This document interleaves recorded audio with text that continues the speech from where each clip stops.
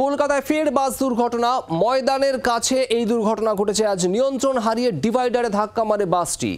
মোট 5 জন যাত্রী আহত হয়েছেন, যে ছবি আপনারা দেখছেন। অয়ন ঘোষাল আমাদের প্রতিনিধি রয়েছেন আমাদের সঙ্গে। অয়ন, ঠিক কি ঘটে?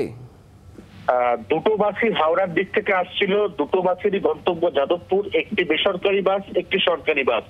এবং এক্ষেত্রে সরকারি বাস এবং বেসরকারি বাসের মধ্যে দীর্ঘক্ষণ ধরে কার্যত ধর্মতলা ইডেন গার্ডেন আকাশবাণী চত্বর থেকেই তীব্র রেষারেষি চলছিল, এমনটাই জানা গেছে।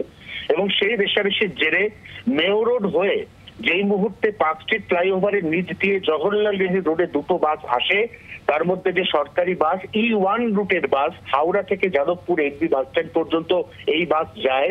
এই E1 বাস শেষ পর্যন্ত গতির উপর আর নিয়ন্ত্রণ রাখতে না পেরে একেবারে সরাসরি রাস্তার মধ্যিখানে যে ডিভাইডার, এই ডিভাইডারে রেলিং ভেঙে ঢুকে যায় এবং বাসটির একটা বিস্তীর্ণ অংশ, যেমনটা ছবিতেও দেখা যাচ্ছে, এই ডিভাইডারের মধ্যে উঠে যায়। উঠে যাওয়ার পরে ডিভাইডারের যে লোহার রেলিং, বাসের সামনের অংশ, বনেট, ইঞ্জিন সহ বেশ কিছুটা অংশ সেটা কেটে ভেতরে ঢুকে যায়।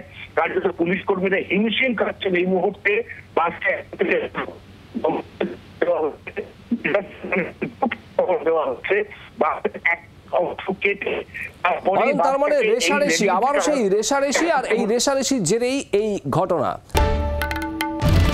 বাংলার আওয়াজ, বাঙালির আবেগ, জি 24 ঘন্টা।